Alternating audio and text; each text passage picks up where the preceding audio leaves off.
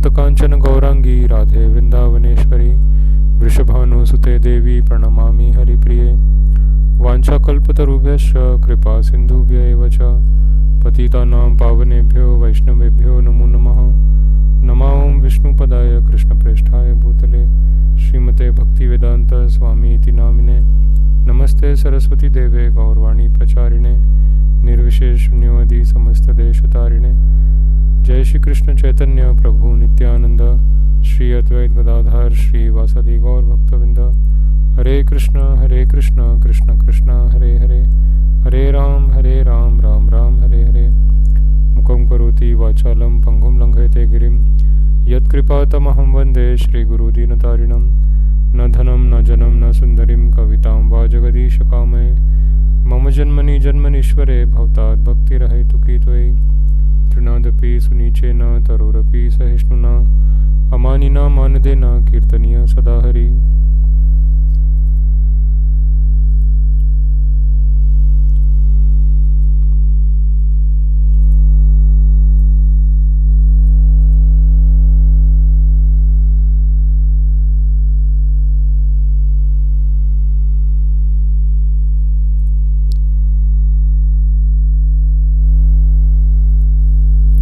हरे कृष्णा। आज हम पढ़ेंगे चैप्टर नंबर 3 वर्स नंबर 16 अध्याय 3 श्लोक संख्या 16। सभी श्लोक रिपीट करने का ट्राई करिए। एवं प्रवर्तितं चक्रम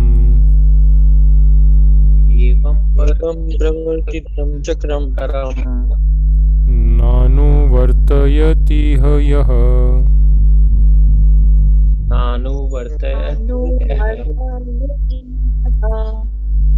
अघायुरिन्द्रियारामो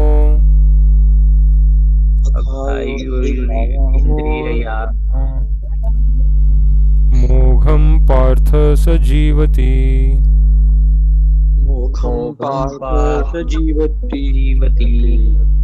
एवं प्रवर्तितं चक्रम्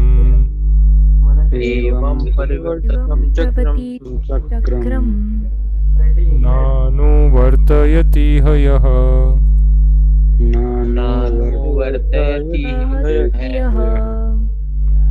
अघायुरिन्द्रियारामो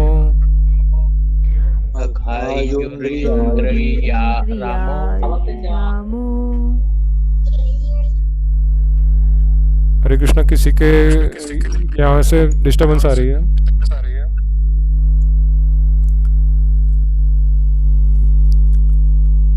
मोघम पार्थ स जीवति।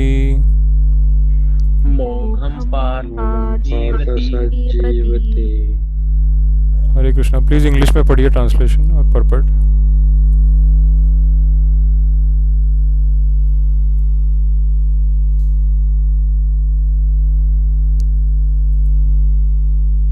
My dear Arjuna, a man who does not follow this prescribed Vedic system of sacrifice certainly leads a life of sin, for a person delighting only in the senses live in vain. Purport.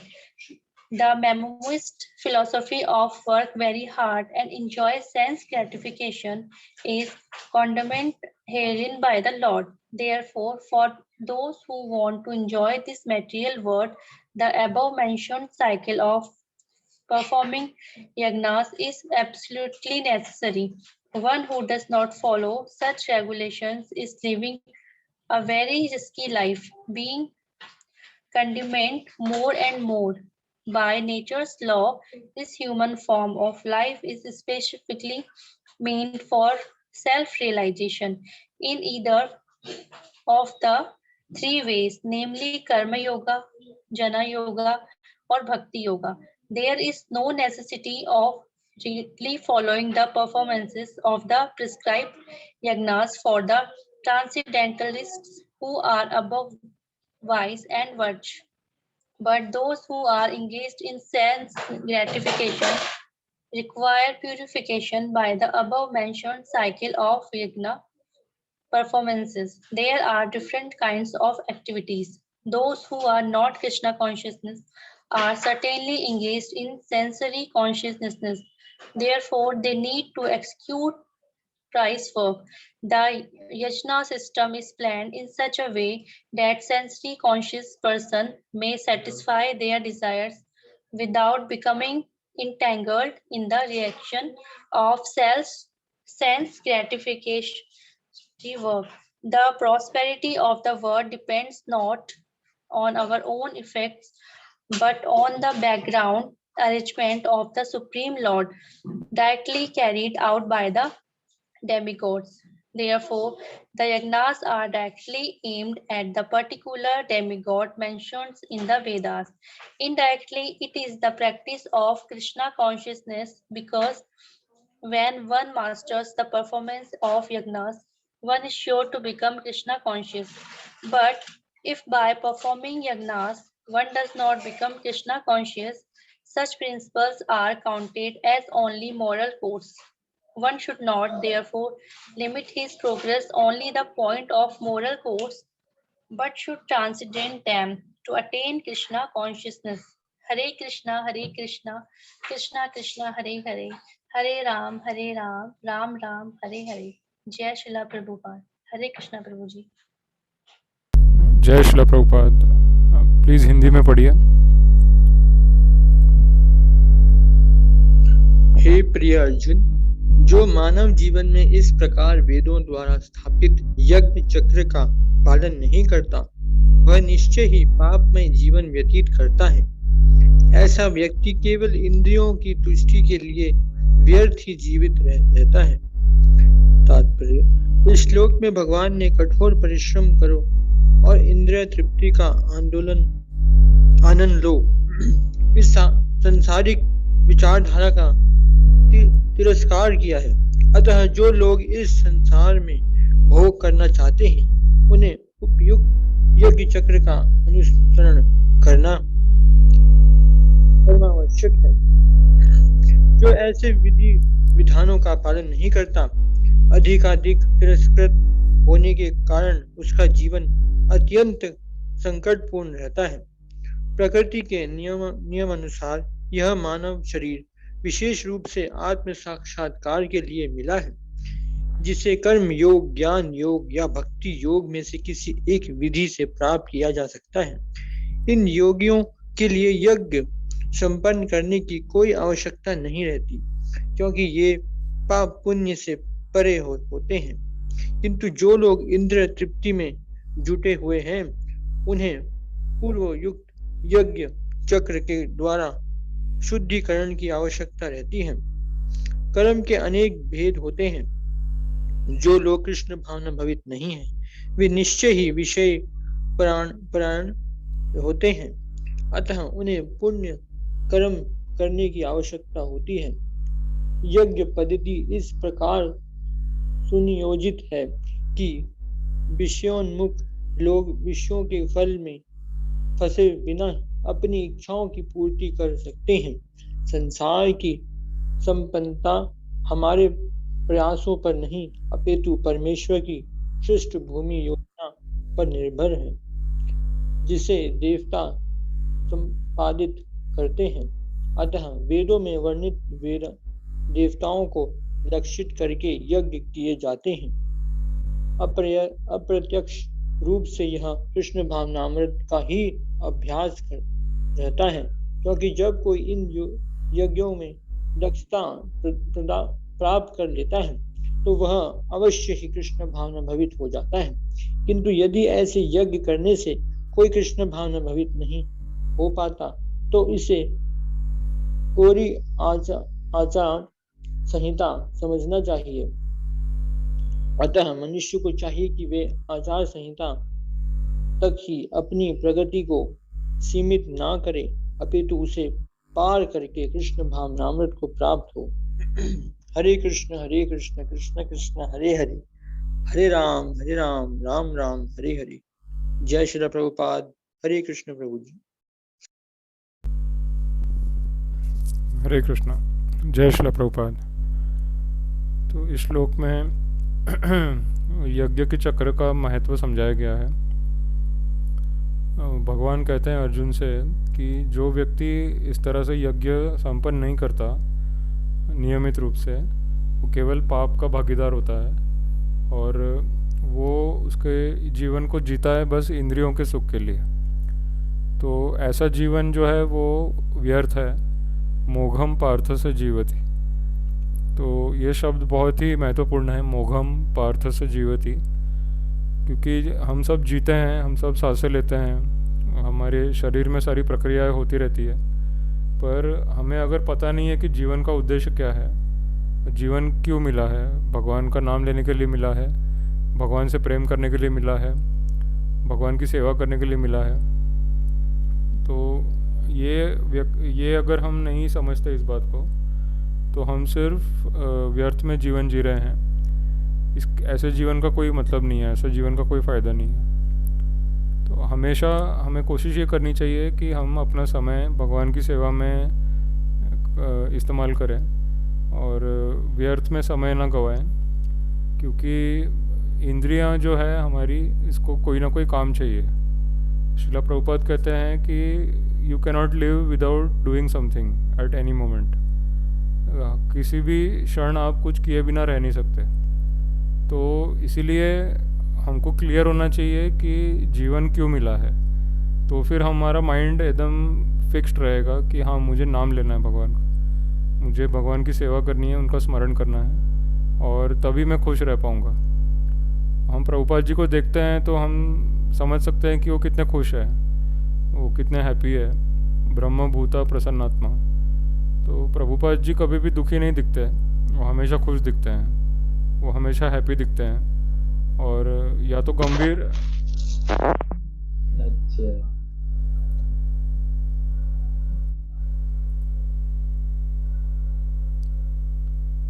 तो श्रीला प्रभुपाद जी हमेशा खुश रहते हैं। गीता में जैसे कृष्ण भगवान बोलते हैं, ब्रह्म भूता प्रसन्नात्मा न शोचती न कांक्षति। तो भगवान कहते हैं कि जो भक्त है वो कभी भी किसी बात को लेकर दुखी नहीं होता, हमेशा वो सुखी रहता है, और वो हमेशा सोचता है कि मुझे भगवान की सेवा कैसे करनी है, कैसे मैं आगे बढ़ सकता हूँ सेवा में, भक्ति में, गुरु की सेवा कैसे कर सकता हूँ, गुरु के नाम का प्रचार कैसे कर सकता हूँ, भगवान के नाम का प्रचार कैसे करूँ। तो भक्ति का मतलब यही होता है कि हमेशा गुरु और भगवान, इनका चिंतन करना है, और उनके सेवा और उनका कैसे लाभ होगा, इसका चिंतन करना है। तो ऐसा चिंतन जो करता है वो हमेशा खुश रहता है, उसको किसी बात की चिंता नहीं होती, क्योंकि भगवान और गुरु उसको पूरा सपोर्ट करते हैं। भगवान और गुरु भक्त का सपोर्ट करते हैं जो हमेशा उनके चिंतन में लगा रहता है। ये एक श्लोक आता है भगवद गीता में चैप्टर 9 में, अध्याय 9 श्लोक संख्या 22, अनन्यास चिंतयन्तो माम ये जना पर्युपास्ते तेषाम नित्य अभियुक्तानाम योगक्षेमम वहाम्यहम्। तो भगवान कहते हैं कि जो मेरा नित्य चिंतन करता रहता है, मेरे बारे में सोचता रहता है, मेरा नाम लेता रहता है, उसकी सारी ज़रूरतों को मैं पूरी करता हूँ, और उसके पास जो है उसकी मैं रक्षा करता हूँ।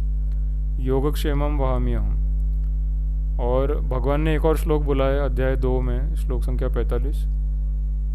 भगवान कहते हैं निर्योगक्षेमम आत्मवान। निर्योगक्षेमम मतलब कि एक तरफ भगवान बोल रहे हैं निर्योगक्षेमम, और एक तरफ भगवान कह रहे हैं कि योगक्षेमम वहाम्यहम्। तो ये दोनों वाक्य भगवान के हम जो पढ़ते हैं तो पढ़ने से ऐसा लगता है कि ये विरोध है, मतलब विरोधाभास। एक जगह पे भगवान कहते हैं निर्योगक्षेमम आत्मवान, और दूसरी तरफ भगवान बोलते हैं कि योगक्षेमम वहाम्यहम्। एक तरफ भगवान कह रहे हैं कि मैं उसकी सारी ज़रूरतों को पूरी करता हूँ, उसकी रक्षा करता हूँ, और दूसरी तरफ भगवान कह रहे हैं कि किसी की सुरक्षा या किसी के ऊपर डिपेंड मत रहो। तो ये दोनों स्टेटमेंट समझने के लिए हमें समझना होगा कि हमें दुनिया के ऊपर डिपेंड नहीं रहना है, दुनिया के लोगों पे या समाज पे या देश के किसी इंस्टीट्यूशन पे हमें किसी पे उन पे डिपेंड नहीं रहना है कि वो हमारा रक्षा करेंगे, वो हमारा भरण पोषण करेंगे। तो उस जगह पे हमें निर्योगक्षेमम होना है, उनके सपोर्ट या उनके मदद की अपेक्षा नहीं करनी है। और दूसरी तरफ भगवान कहते हैं योगक्षेमम वहाम्यहम्, कि ऐसा जो भक्त है जो दुनिया पे डिपेंड नहीं है, जो संसार पे डिपेंड नहीं है, जो किसी और पे डिपेंड नहीं है, जो सिर्फ मुझ पे डिपेंड है। तो किसी ना किसी पे डिपेंड तो रहना पड़ेगा। हमें संसार के प्रति निर्योगक्षेमम होना है और भगवान के प्रति योगक्षेमम, मतलब भगवान मेरी रक्षा करेंगे और भगवान मेरा पालन करेंगे, भगवान मेरी ज़रूरतों को पूरी करेंगे और भगवान मेरी रक्षा करेंगे। ये विश्वास हमको भगवान के अंदर होना चाहिए और दुनिया के अंदर ऐसा विश्वास नहीं होना चाहिए कि दुनिया में कोई मेरी मदद करेगा, कोई मेरे को पैसा देगा या कोई मेरा सपोर्ट करेगा।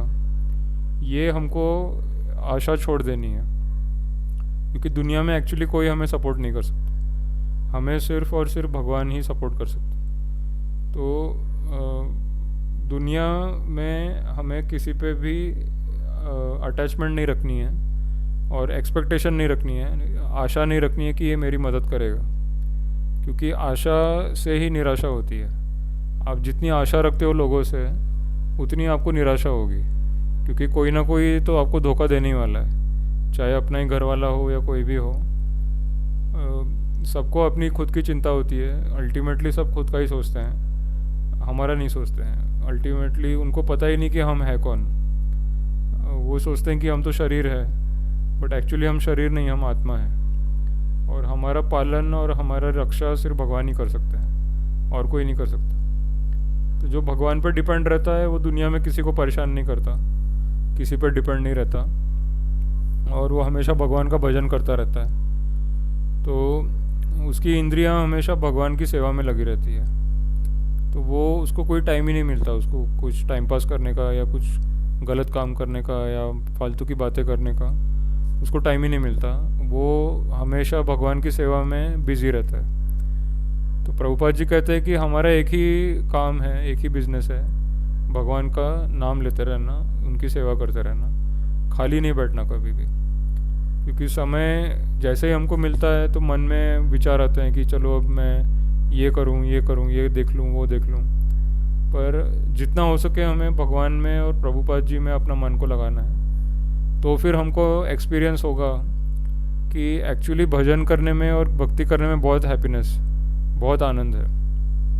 इतना आनंद तो हमको संसार में भी नहीं आता जितना आनंद हमें भक्ति में आता है। तो प्रभुपाद जी की बुक्स पढ़ना, उनका लेक्चर सुनना, प्रसाद बनाना, भोग लगाना भगवान को, कीर्तन करना, ये सारी एक्टिविटीज़ इसमें बहुत मज़ा आता है और टाइम का पता ही नहीं चलता है। तो डिवोटीज़ का ये अनुभव है, सब बहुत सारे डिवोटीज़ का अनुभव है कि जब भक्ति करते हैं, गीता सुनते हैं, प्रभुपाद जी का दर्शन करते हैं, उनको फॉलो करते हैं, भगवान की सेवा करते हैं कुछ, और कीर्तन और भजन चलता रहता है, तो समय कहाँ जाता है पता नहीं चलता और समय का हम पे असर भी नहीं होता। तो हमारा वक्त बहुत अच्छा गुजरता है भगवान के नाम में और भक्ति में, पर उस वक्त का हम पे असर नहीं होता। जैसे वक्त का जो सबसे बड़ा असर है हम पे वो क्या है, वो है बुढ़ापा, कि हम धीरे धीरे बूढ़े हो जाते हैं। तो भक्त जो होता है उसका एज वहीं पे रुक जाता है। वो जब भजन करता है, कीर्तन करता है, हमेशा चिंतन करता है भगवान का, तो उसकी उम्र उसके आगे बढ़ती ही नहीं है, वो वहीं पे रुक जाता है। जैसे इसके पहले भी हमने एग्जाम्पल दिया है 4 कुमारों का।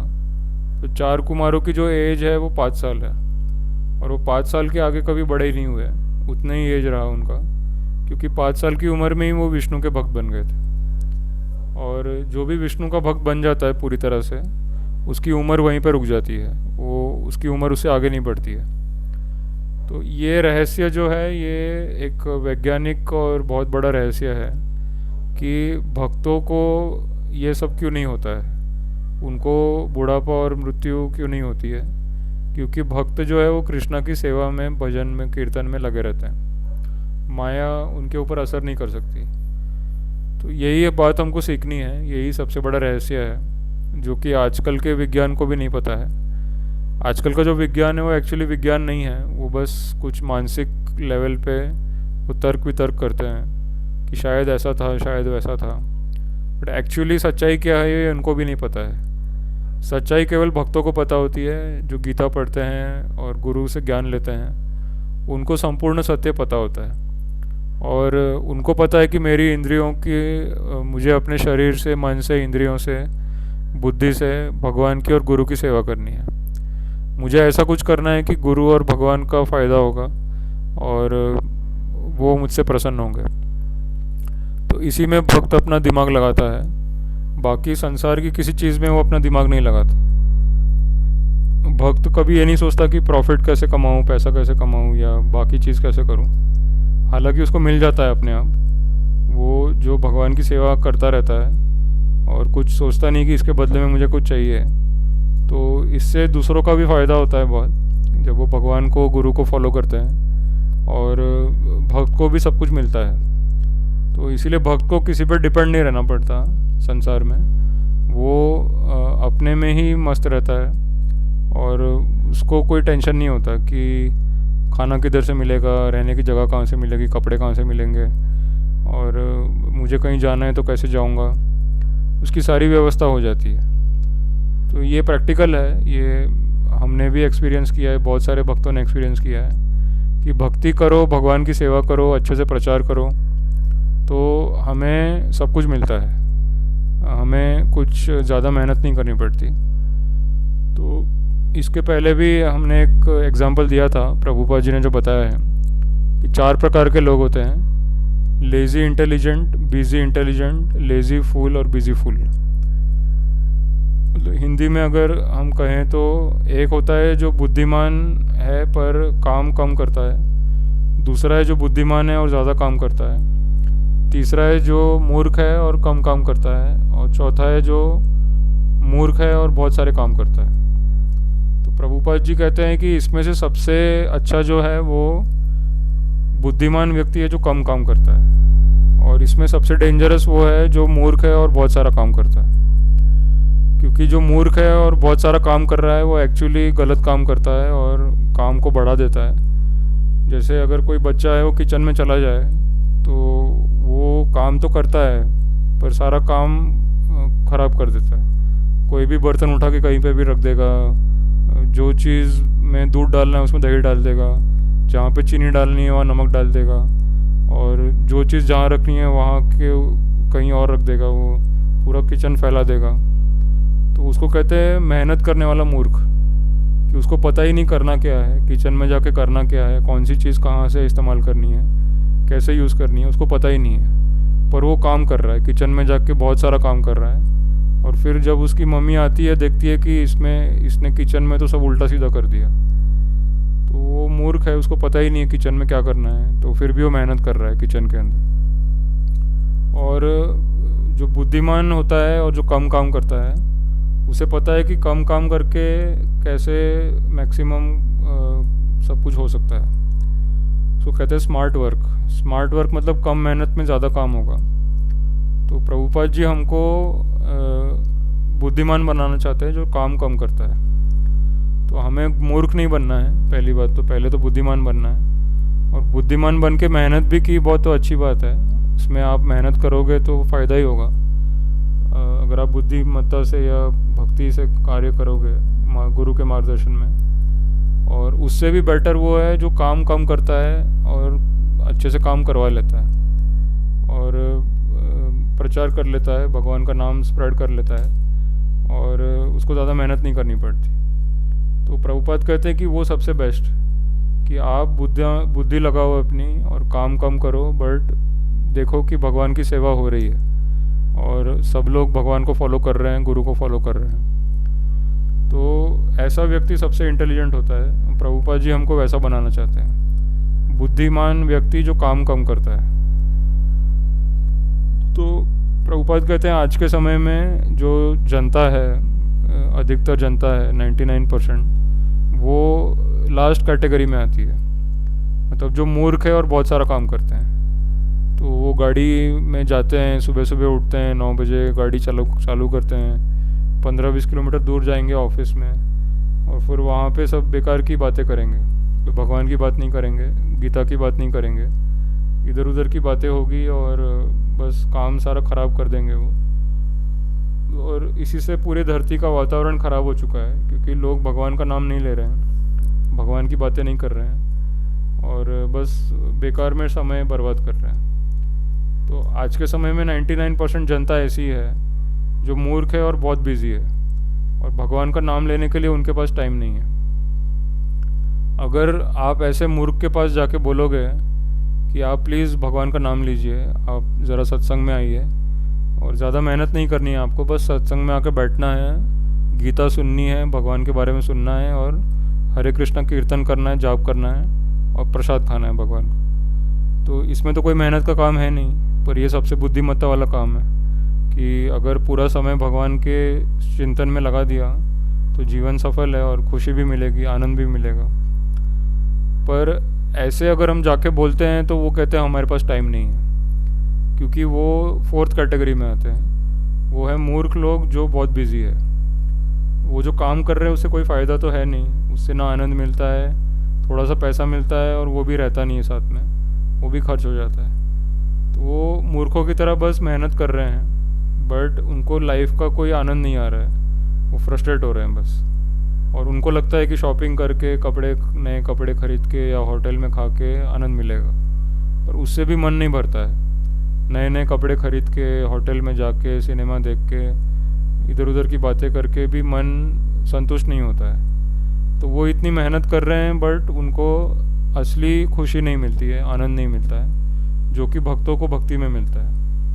तो इसीलिए भक्त जो है वो ज़्यादा काम नहीं करते, खुश रहते हैं, वो हैप्पी रहते हैं और मानसिक शारीरिक रूप से वो हेल्दी भी रहते हैं, क्योंकि उनकी खाने पीने की आदतें अच्छी रहती है। वो पवित्र तरीके से खाना भोजन बनाते हैं, भोग लगाते हैं और अच्छे से सेवा करते हैं भगवान की। तो उनका शरीर भी स्वस्थ रहता है, मन भी प्रसन्न रहता है और वो हमेशा भगवान का स्मरण करते रहते हैं। तो इसीलिए उनको मेहनत कम करनी पड़ती है और इसीलिए वो बुद्धिमान होते हैं। वो 1st कैटेगरी के, टॉप कैटेगरी के हैं वो, जो प्रभुपाद जी हमको बनाना चाहते हैं कि ज़्यादा मेहनत मत करो, भगवान का नाम लो, भगवान का स्मरण करो। भगवान भी नहीं चाहते कि हम ज़्यादा मेहनत करें, ज़्यादा कष्ट लें। भगवान चाहते हैं कि हम अच्छे से खुशी खुशी जीवन जिए। उसके लिए हमें क्या करना है? सिर्फ हरे कृष्णा बोलना है। प्रभुपाद जी कहते हैं कि भगवान की सेवा शुरू होती है नाम से, सेवन मुखे ही जीवा दो।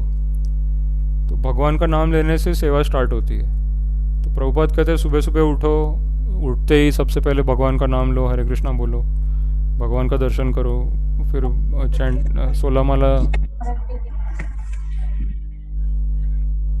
16 माला जाप करो और अच्छे से फिर प्रसाद बनाओ, नाश्ता बनाओ, भगवान को भोग लगाओ और भगवान का दर्शन करो, उनकी कथा सुनो। तो सुबह सुबह टीवी पे फालतू चीज़ें देखने से बेटर है सुबह सुबह प्रभुपाद जी का प्रवचन लगा दो। तो प्रभुपाद जी के बहुत सारे प्रवचन हैं इंग्लिश में, हिंदी में। तो सुबह सुबह उठते ही जब आप प्रसाद बना रहे हैं तो लेक्चर लगा दो प्रभुपाद का और लेक्चर सुनते सुनते भोजन बनाओ, नाश्ता बनाओ, फिर भोग लगाओ भगवान को, फिर लेक्चर सुनते सुनते प्रसाद ग्रहण करो। और क्योंकि कान तो हमेशा खुले रहते हैं, हमारे कान का कोई काम नहीं है, हम बाकी इंद्रियों से काम करते हैं पर हमारे कान तो खुले रहते हैं हमेशा। तो इसीलिए कानों में कोई और फालतू की चीज़ नहीं डालनी है। प्रभुपाद जी के लेक्चर, कीर्तन और उन्होंने जो बातें बताई है उसको सुनते रहना है और उससे हमारे काम भी होते रहते हैं और हमको ज्ञान भी मिलता है। फिर धीरे धीरे वैराग्य भी हो जाएगा दुनिया से, मोह माया से वैराग्य हो जाएगा और फिर हमको प्रेम हो जाएगा कृष्णा से, गुरु से। फिर हम उनके बिना रह ही नहीं पाएंगे, राधा कृष्णा के बिना, प्रभुपाद जी के बिना हम रह ही नहीं पाएंगे। तो हमको उस लेवल तक जाना है, तो फिर हमारा लाइफ सक्सेसफुल है। आज का जो श्लोक है कि जो भक्ति नहीं करते, सेवा नहीं करते भगवान की, उनके बारे में सुनते नहीं हैं और फालतू की बातें करते रहते हैं और फालतू बातें सुनते रहते हैं, कुछ भी खाते रहते हैं, तो उनका लाइफ वेस्ट हो जाता है पूरा। अघायुर इंद्रियारामो मोघम पार्थ से जीवती। तो वो अपना लाइफ वेस्ट कर देते हैं। पर जो प्रभुपाद जी को फॉलो करता है, उनका लेक्चर सुनता रहता है और चैंटिंग करता रहता है, तो वो व्यक्ति का लाइफ सक्सेसफुल है। वो एकदम सुखी रहता है, खुश रहता है, बिना चिंता के रहता है, उसको डर नहीं रहता किसी बात का और उसका जीवन सक्सेसफुल होता है और उसके संपर्क में जो भी आता है उसका भी जीवन सक्सेसफुल होता है। तो जो भी भक्तों के संपर्क में आता है वो भी टेंशन फ्री हो जाता है कि हाँ, ये भक्त लोग चैंटिंग कर रहे हैं तो मैं भी चैंटिंग करता हूँ, मुझे क्यों टेंशन लेना दुनिया का। भगवान है, भगवान चला रहे दुनिया को, तो मैं तो नाम लूँगा, चैंटिंग करूँगा, कीर्तन करूँगा। तो इसी तरह से हमारी लाइफ को सफल बनाने के लिए महाप्रभु आए। अपनी आचार्य प्रभु जीवेरे सिखाए। चैतन्य महाप्रभु आके हमें सिखा रहे हैं कि कैसे भक्ति करनी है अपने खुद के आचरण से। और फिर उन्होंने प्रभुपाद जी को भी भेजा है, उनके सेनापति भक्त को, जो कि हमें उनके व्यवहार से सिखा रहे हैं भक्त कैसा होता है। और हमें प्रभुपाद जी से सीखना है कि भक्त कैसा होता है, कैसे भक्ति करते हैं, क्या क्या करना चाहिए, क्या नहीं करना चाहिए। उन्होंने सारे प्रश्नों का आंसर दिया है। तो हमें बस ध्यान से उनकी किताबें पढ़नी है और उस पर चिंतन करना है और लेक्चर सुनने हैं प्रभुपाद के। और उन्होंने जैसे बताया भोग लगाना है भगवान को, 16 माला करनी है। तो हमारा 24 घंटे इसी में चला जाएगा। तो अगर हम अपने जीवन के हर एक दिन में 24 घंटे इसी तरह बिताएंगे भगवान के स्मरण में, कीर्तन में, भक्ति में, तो ये जीवन बड़े आराम से गुजर जाएगा। हमें रोना भी नहीं पड़ेगा, हमें कोई टेंशन नहीं लेना पड़ेगा। बड़े सरलता से आराम से लाइफ गुजरेगी और लाइफ के अंत में कृष्णा मिलेंगे, जो कि हमारा उद्देश्य है कि हमें कृष्णा से मिलना है। तो ये जीवन भी अच्छा रहेगा, आराम से गुजरेगा, बिना टेंशन के, बिना प्रॉब्लम के, और फिर कृष्णा भी मिलेंगे। और जो ये नहीं करेगा उसको ये लाइफ में भी टेंशन है और कृष्णा भी नहीं मिलेंगे, तो अगली लाइफ में भी टेंशन है। तो इसी तरह से वो बार बार जन्म लेते रहेंगे और टेंशन ही लेते रहेंगे, बट उनको आनंद नहीं मिलेगा। पर जो भक्त है, जो भगवान की सेवा करते रहते हैं, नाम लेते रहते हैं, उनका ये जीवन भी अच्छा है, टेंशन फ्री है, और अगला जीवन भी अच्छा है, टेंशन फ्री है, क्योंकि फिर वो कृष्णा के पास चले जाएंगे। तो ये तात्पर्य है, इसको हमें समझना है ध्यान से। यहाँ पे किसी को क्वेश्चन या डाउट है तो पूछ सकते हैं। हरे कृष्णा प्रभु जी। प्रभु जी, आपने भी 4 टाइप के लोग बताए थे, तो पहला कौन सा बताया था प्रभु जी आपने? पहला वो है, कृष्णा ये कौन लिख रहा है स्क्रीन के ऊपर? प्लीज स्क्रीन पे आर्यन शर्मा। हाँ, प्लीज ये मत करिए। तो पहले टाइप का व्यक्ति है, जो टॉप सबसे अच्छा प्रभुपाद ने बोला है, जो मेहनत करता है, मेहनत नहीं करता है, बुद्धिमान है। बिना मेहनत किए वो आराम से रहता है लाइफ, मतलब ज़्यादा कष्ट नहीं लेता। वो भक्ति करता है, नाम लेता है और अलर्ट रहता है हमेशा। जितना उसको करना पड़ता है उतना कर लेता है, मतलब जितना मिनिमम रिक्वायर्ड है काम करना उतना कर लेता है, बट ज़्यादा टेंशन नहीं लेता वो, ज़्यादा अपना ज़्यादा कष्ट नहीं देता बॉडी को, नॉर्मल लाइफ जीता है और भक्ति करता रहता है बस। कृष्णा भगवान ने बोला है भक्तिमान, 12 चैप्टर जो है गीता का, कृष्णा कहते हैं कि भक्तिमान बनो। शक्तिमान नहीं बनना है, भक्तिमान बनना है। शक्तिमान मतलब कि बहुत बॉडी बिल्डिंग किया और बहुत गधे की तरह मेहनत की, ऐसे लोग भगवान को अच्छे नहीं लगते। भगवान को नॉर्मल लोग अच्छे लगते हैं, जो ज़्यादा मेहनत नहीं करते, नॉर्मल लाइफ जीते हैं, ज़्यादा कष्ट नहीं देते बॉडी को, और नॉर्मली सुबह उठते हैं, माला करते हैं, प्रसाद बनाते हैं, आरती करते हैं, लेक्चर सुनते हैं, और ना खुद को कष्ट देते हैं ना दूसरों को कष्ट देते हैं, बस भगवान के विचारों में रहते हैं। उसको कहते हैं जो कम मेहनत करता है और बुद्धिमान, वो टॉप कैटेगरी के हैं। तो उसको, वो भगवान को बहुत प्रिय है।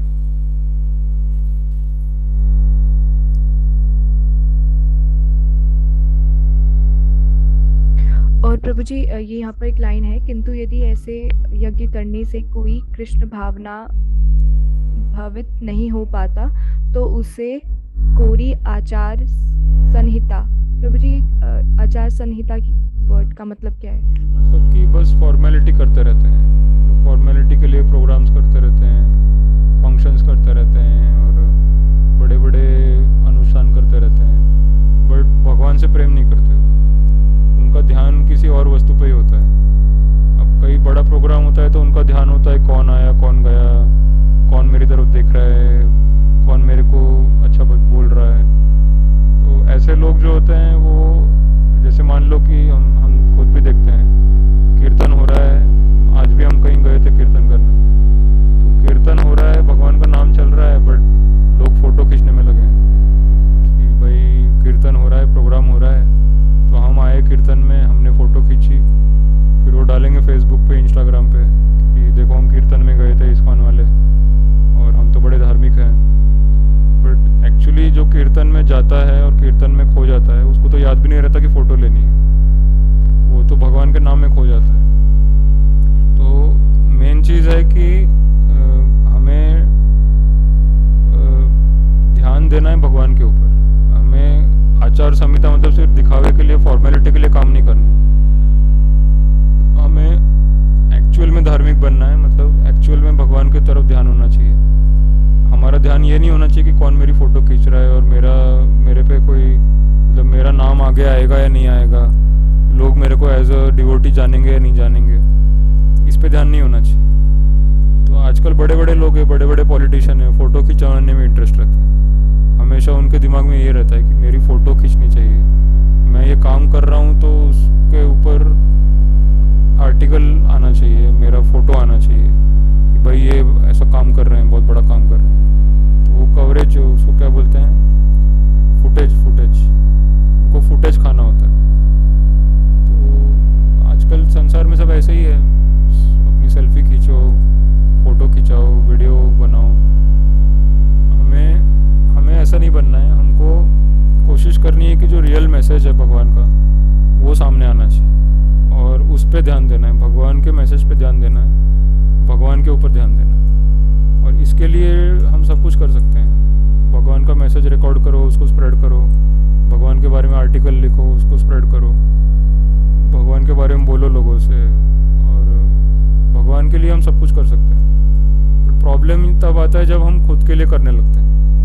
मतलब कभी कभी धार्मिक प्लेटफॉर्म पे आके भी हम खुद का ही फ़ायदा देखते हैं कि चलो मंदिर में तो मैं आ गया, बट यहाँ पे मेरा फुटेज मुझे मिल रहा है कि नहीं, मेरा नाम होगा कि नहीं, मेरे नाम मतलब मेरा नाम पुकारा जाएगा कि नहीं, और लोग मेरे को फेमस, मतलब लोगों के बीच में मेरा फेम होना चाहिए कि मैं बहुत अच्छा डिवोटी हूँ, मैं बहुत बड़ा प्रचारक हूँ। ऐसा जो थिंकिंग है वो गलत है। हमें अपने नाम को आगे नहीं रखना है, हमें शिला प्रभुपाद के और कृष्णा के नाम को आगे रखना है।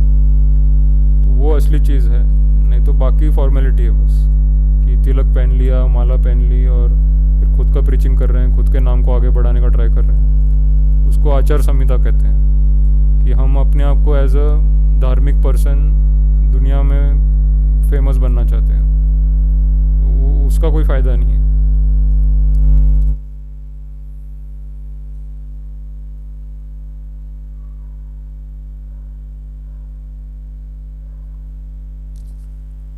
और कोई क्वेश्चन किसी को?